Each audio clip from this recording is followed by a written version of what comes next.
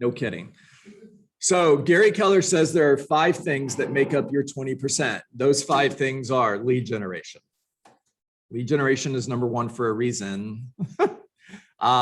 Face-to-face appointments with buyers and sellers. Number 3 is taking seller listings.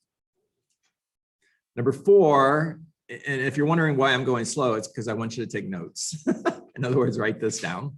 Number 4 is writing offers and negotiating contracts. And number 5 is practicing and role-playing your scripts. Now, if those 5 things make up your 20%, then the majority of your day should be spent on those 5 things. Now, one of the things that I would encourage you to do is track your time. In other words, what do you do in an average day? A good exercise that you can get into is carry a spiral notebook with you and just keep a record of what you did that day. Write it all down. And at the end of the day, figure out where did you spend most of your time. Look for opportunities to get rid of non-productive activities. The 80-20 rule says that 20% of what you do creates 80% of the results you get. So if 20% of what I do creates 80% of the results I get, where do I want to spend the majority of my time?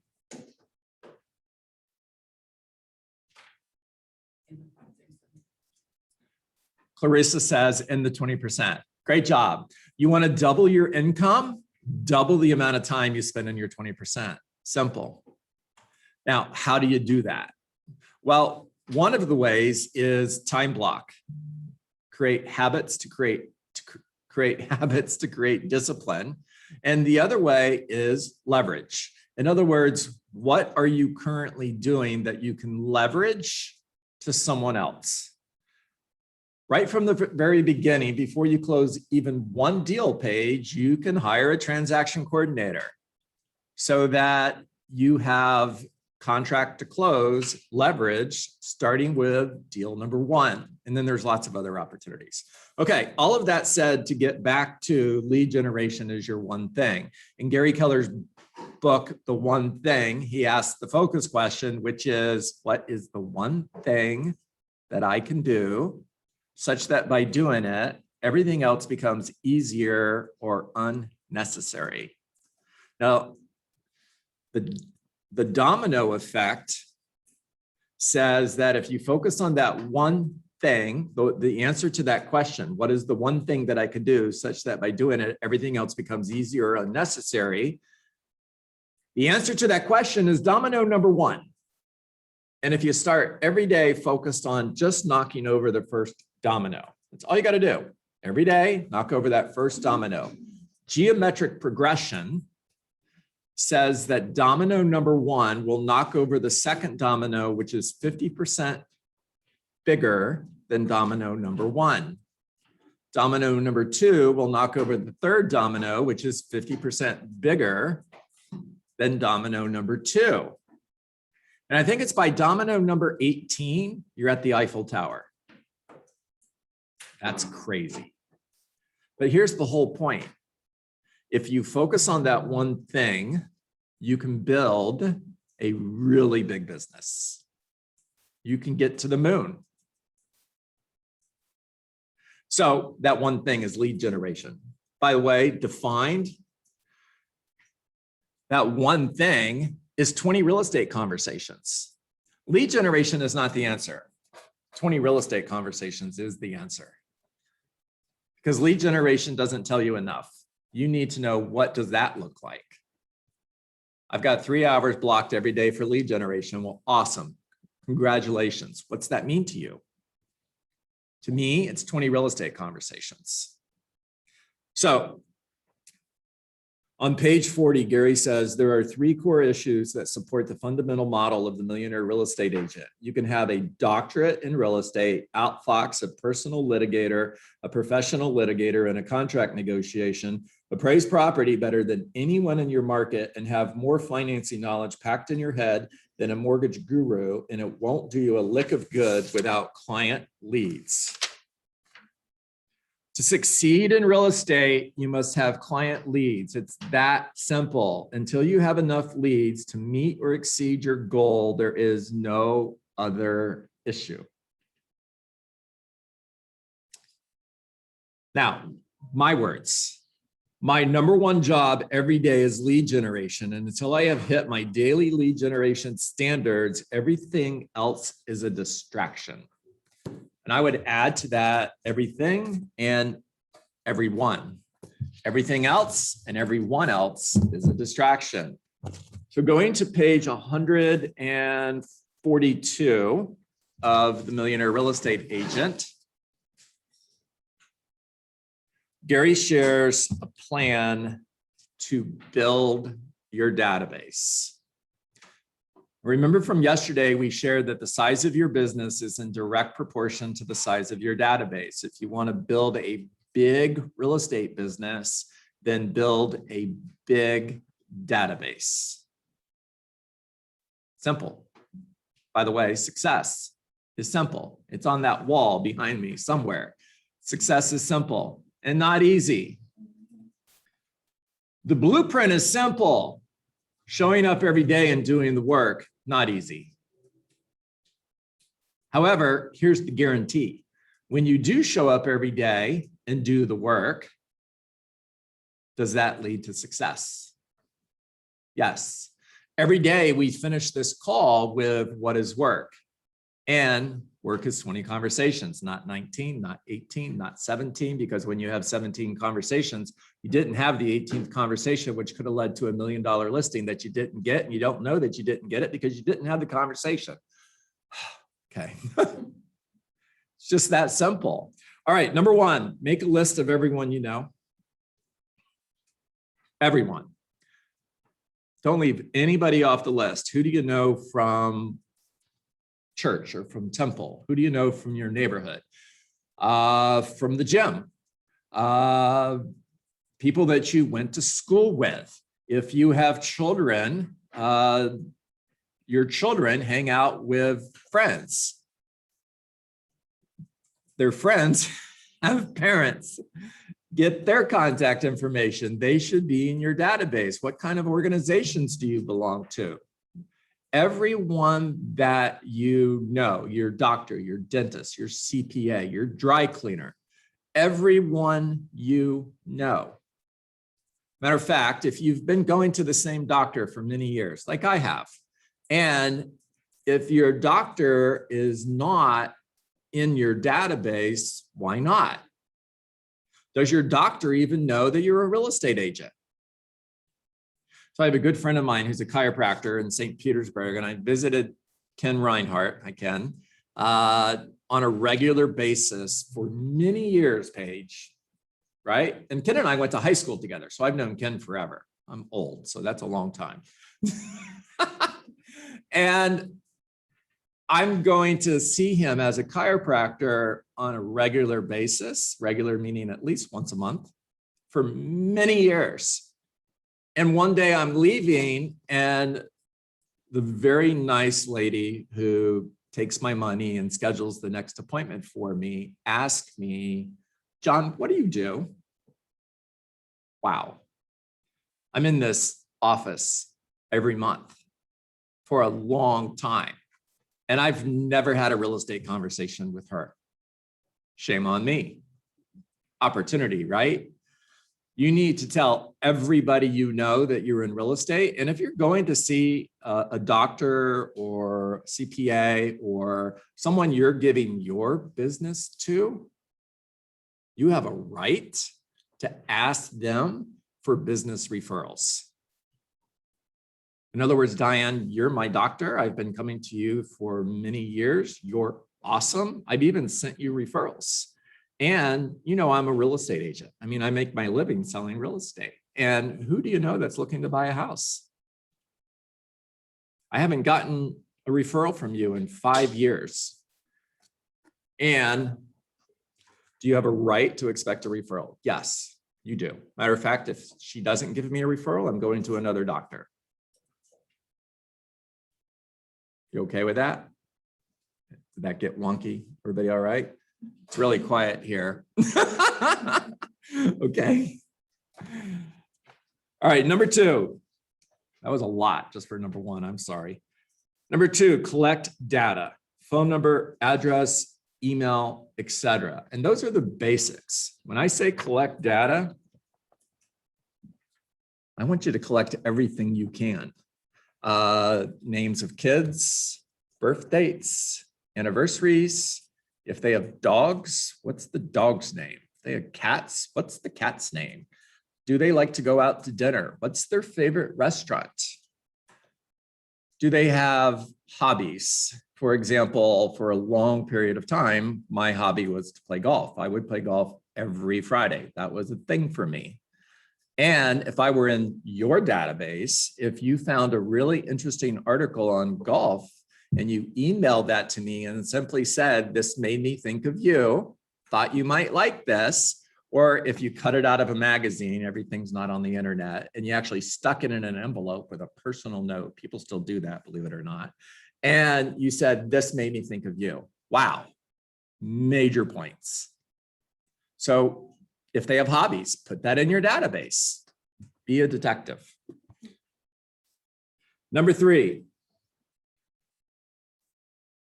starting from the beginning. If I have 200 sphere of influence contacts, my job is to get all 200 of those contacts, those people, and all of their information into the database. Now, I'm not going to sit down today and try to put 200 people into my database. However, if I put 5 people a day or 10 a day, it'll take me 20 days to get all 200 in there. So how many contacts do you have? And how many are you going to enter every day? Have a plan, track it in order to get everyone you know into your database. So enter 10 sphere of contacts into your database every day.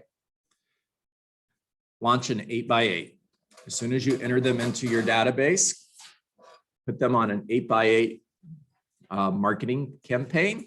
That means you're going to communicate with them once a week for 8 weeks. And the purpose of the 8x8 is to create top of mind. When they think of real estate, you want them to think of you. And this is for everyone, even your sphere of influence, even your family members. Trust me, your parents don't automatically think of you. Mom isn't thinking about you all of the time, believe it or not. And mom's next door neighbor might be selling her home and she's not thinking, oh my gosh, I've got to call Johnny and let him know. No, you need to create top of mind even with mom. So put mom on an 8x8. Now, the 8th contact is, hey, Diane, by the way, just out of curiosity, if you knew of somebody who was going to buy a home, sell a home, or invest in real estate, would you refer them to me? You want to hear yes. Yes means they qualify to stay in your sphere of influence. That is someone who will refer business to you. By the way, there's a reason why we say it the way we do. Buy a home, sell a home, invest in real estate are all embedded commands. Versus if you knew of anybody that was going to buy or sell a home, would you refer them to me? Sounds the same, and it's not. If you knew of anyone who was going to buy a home, sell a home, invest in real estate, and it's a downswing. You see my hand going down. Buy a home, sell a home, invest in real estate. Would you refer them to me? Also, an embedded command. If I were to say buy a home, it's a question mark. Buy a home, it's an embedded command. For those of you who have kids, when you go into your daughter's room and you say, clean your room. So clean your room? No, clean your room. Yes or yes? Yes. All right. Number 4, continue to build your database by adding 1 new Met to your database every day. So build a database, feed it every day. Feed it every day simply means add 1 new person to your database every day.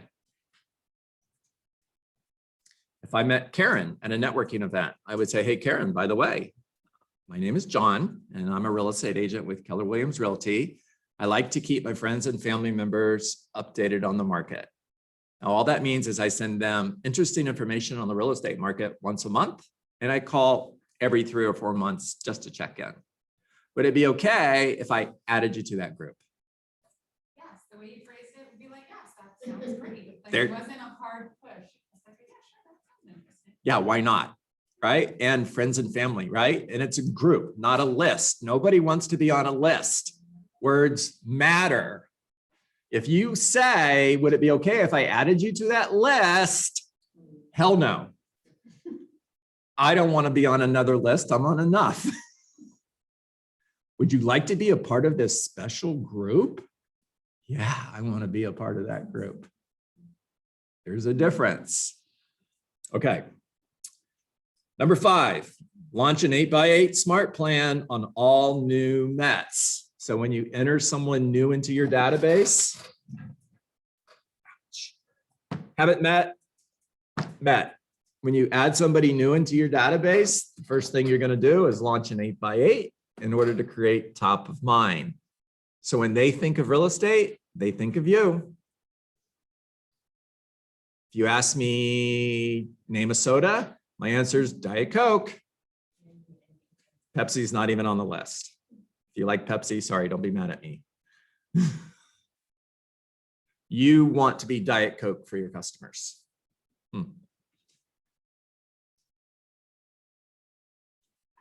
When they think of real estate, I want them to think about you. Even if they're annoyed, even if, oh my gosh, it's another email from that darn John Dietz. Oh my gosh, it's another voicemail from that darn John Dietz. Oh my gosh, it's another postcard from that darn John Dietz. Now, they're thinking about selling their home. And husband, wife, couple, partners are having a conversation with one another. And the question is, you know, it's time to put the house on the market. Who do you think we should call? Here's the answer. That darn John Dietz. They're annoyed, but they're thinking about me. I'm okay with that. All right, Diane? Diane's giving me a look. You still want to be considered that darn Diane. I would rather be, Diane said, in case you can't hear her out there in Zoom, she said, I don't want to be considered that darn Diane. I would rather be that darn Diane than, who are you? Okay. I don't mean to interrupt, but I No, think interrupt. That annoying factor, people are like, John Dietz was so annoyingly persistent. I think he's going to do a good job for me. What she Because said. He's going to be annoyingly persistent selling my house. What she said, Mhm. right? Class is over. Go sell some houses. What did she say? She said that I think it's okay to be annoying because the message they're getting is this guy is persistent. He doesn't give up. I want someone working for me that is going to be that persistent because that's how he's going to work to get my house sold. Yes. Yes. Matter of fact, you know me, if you've been a part of my class for a while, that's actually a script. If I'm being aggressive, then you know I'm going to be aggressive when it comes time to get your home sold. The way that I'm following up with you is exactly how I'm going to follow up with potential buyers for your home. I mean, after all, isn't that what you want? Now, who's going to say no to that? And when they say yes, you got them. You're playing chess and you're working to checkmate. We don't play checkers. All right. Oh, guys, I wish you guys could be in the room. So the comments are hilarious. All right. Building your real estate business through your database is the long game. Write that down. You will not see immediate results and you will be tempted to quit. Now, this is important. Slow down and pay attention. That's me. It's not in a book. It's not me. It's not in the book. It's just me. It's number 6 on your list as you're taking notes.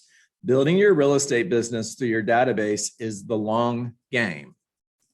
And yeah, you're not going to find that in the book. It's just me. You will not see immediate results and you will be tempted to quit. It's probably in Rainmaker. If I wrote it down, then I probably have it in my book. So whatever page that is, I don't know yet. You will be tempted to quit. Now, here's the problem about quitting, and we quit every day. There's a lot of different ways to quit. Working my database, Angel, I'm talking to you. Working my database, and I'm not getting the results that I want, so screw that. I'm done working my database. I'm going to find another way to generate business because this ain't working. Now, I'm not quitting real estate. I'm not quitting Keller Williams, but I'm quitting my database. Or I'm not following up with my sphere of influence. I'm not making calls because I'm not seeing the results that I want to get. So I'm going to give up or quit. From Win in the Locker Room, John Gordon, great book. As little a thing as quitting can seem in the moment, if you're out knocking on doors and your goal that day is to knock on 100 doors and you stop at 80 because 80 is close enough and it's hot and you're sweating. And after all, nobody's been nice to you so far. So I'm done. I'm not going to knock on the last 20 doors. What if one of those doors was $1 million listing that was going to hire you and you didn't get the listing because you didn't knock on the door, but you quit? You quit just knocking on doors that day. It seems little, but listen to this. As little a thing as quitting can seem in the moment, it moves you in a direction and creates a mindset that you can begin to see as normal. Say that again. As little a thing as quitting can seem in the moment. It's 17 calls, not 20. I was close. I'll make it up tomorrow. No, you won't. You're lying to yourself. It's quitting. And every time you quit, it gets easier to quit. You're creating a habit of quitting. As little a thing as quitting can seem in the moment, it moves you in a direction and creates a mindset that you can begin to see as normal. In other words, quitting becomes normal.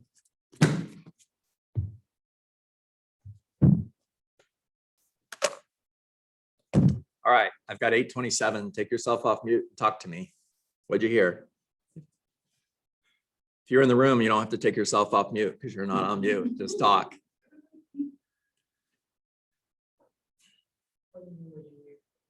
Give me an aha. Oh. Every day's a new day. Every day is a new day. Love it. I agree. By the way, it's why I love Mondays. Monday is my favorite day of the week because it's a beginning and I love beginnings. Rejection gets easier. I'd rather be used to moving on from a rejection and disassociate from that. It's not personal than to be comfortable with quitting. There you go. Very nice. Love that. So reject rejection. I reject rejection. Nope. I'm not hearing no. You didn't say no. I know you didn't because I know you want to hire me. I'm never going to list my home with you. Cool. Talk to you in 2 weeks. They're laughing, but they don't know that's really what I said. There we go. Yeah. Actually, yesterday, the very last thing that Julie said was, we need to be comfortable with the uncomfortable conversation. Get comfortable with being uncomfortable. Get comfortable with being uncomfortable. Get comfortable with having uncomfortable conversations. Who wrote in the chat? This is great. Ron, quack, quack. I love that. So if you don't know my duck story, sorry, another day. But quack, that's it. You want to be successful? Be a duck. Just be a duck. That's it. Quack. They never give up. They're always going to come up to you and quack, feed me. The duck is never going to go, this isn't working, I'm done. They're just going to keep quacking. They're never going to give up. You know, it's interesting. It's really interesting. God gave humans free choice, which means we also have the choice to quit. Animals don't have that. They don't. They're never going to quit. They're never going to give up. They're never going to stay home because they had a bad day yesterday. They're hunting. John, Yes, ma'am. two things I wrote down, create habits to create discipline. And then also when you're saying about the animals, when you shared the story like a spider, you knock down the web and then it's rebuilt. So we just have to keep going. That's what I thought of. Shirley, thank you for that. Guys, want to hear the spider story? I love the spider story. So 2015, I'm living in an apartment by myself. Just moved to Coral Springs to be the team leader for the Keller Williams office here in Coral Springs. And Monica and Lacey are still on the west coast of Florida. Lacey was in treatment for non-Hodgkin's lymphoma. A lot of you know that story. Colin was at college, and I'm here in South Florida by myself, first time in 25 years, and I'm living in this apartment, which was weird. And every day I'd go out on the back patio, and one day I'm sitting on the back patio and I look up and there's this giant spider web. This spider is big as my hand, and I hate spiders. Oh my gosh, so creepy. I'm like, yikes. So my first thought was, I'm going to kill this spider. And then my second thought was, Lacey would not like that. Serious. So I grab a broom and I very nicely take the spider and shake it off into the grass and take down the spider web. Cool. Next morning, I go out and there it is. The spider web is back and there's the spider. And I'm like, you've got to be kidding me. So I grab the broom and I take the spider and I shake it off in the grass and take down the spider web. I'm like, oh, okay, he's gone. Next day, I walk out into the patio and there it is. It's back. Same spot. Now, here's my aha. The spider didn't spend any time thinking, oh my gosh, I spent hours building that new home and it was destroyed in a second. I'm going to sit out here in the grass and just feel sorry for myself. I'm going to give up. I'm not going to rebuild my home. Oh my gosh, I built it a second time and it got destroyed again. I'm really giving up now. Screw this. I'm done. I'm just going to live the rest of my life out here in the grass. The spider just rebuilt their home. Adversity is preparation for greatness. When your dreams get destroyed, oh wow, get up, start over. Be a spider. Spider fight for being your top of mind. Love it. Very good. All right, guys, I am out. We don't have time for what is work today. Thank you for joining me. And see everybody tomorrow. John. My pleasure. Thank you. My pleasure.